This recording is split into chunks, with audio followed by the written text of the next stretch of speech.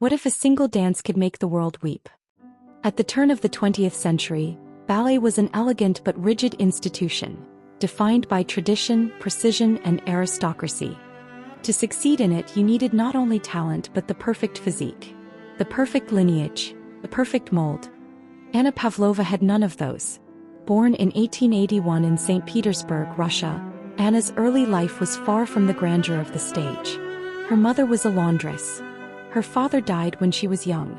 They had little money, but Anna had something else, a dream.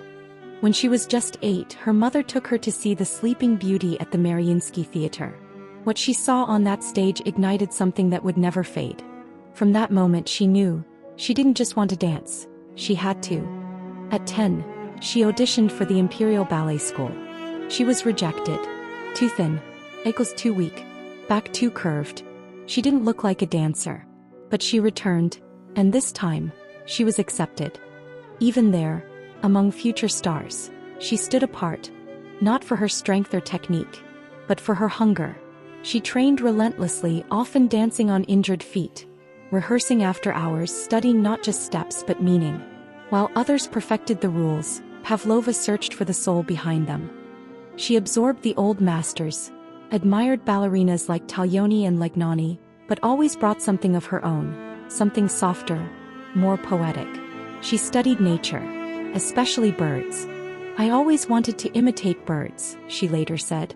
A bird poised for flight, a swan folding its wings. This quiet obsession would soon become destiny. In 1905, Mikhail Fokin, an experimental choreographer, created a short solo for Pavlova, inspired by Camille Saint-Saëns's cello piece La Signa. Just 2 minutes long. No elaborate set. No complex storyline. Just a woman, dying. Pavlova transformed it. Her swan was not just elegant, it was mortal. Trembling wings, a collapsing neck, legs folding under sorrow.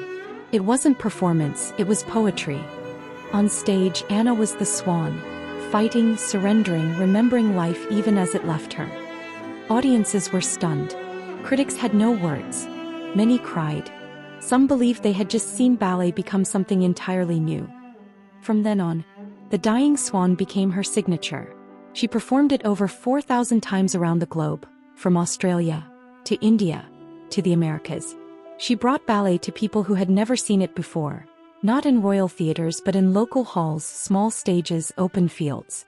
Language didn't matter. Culture didn't matter. Everyone understood her swan. She formed her own touring company, daring to break from Russia's elite imperial ballet.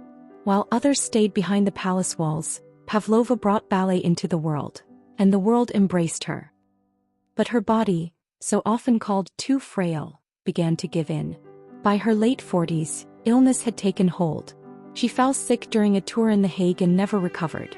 On her deathbed, she whispered, "Prepare my swan costume." It was her final request. She died at 49, but her legacy never stopped dancing. Pavlova didn't just revolutionize ballet technique. She changed what it meant to feel in dance. She showed that fragility could be power, that emotion could be movement, that art didn't need to shout, it could simply breathe. Her wings were never built for perfection, they were built for expression. And perhaps that's the challenge she leaves for all of us. Don't wait to be the perfect fit. Don't wait for approval. Let your soul speak, even if your voice trembles, even if your steps falter, even if the world says no.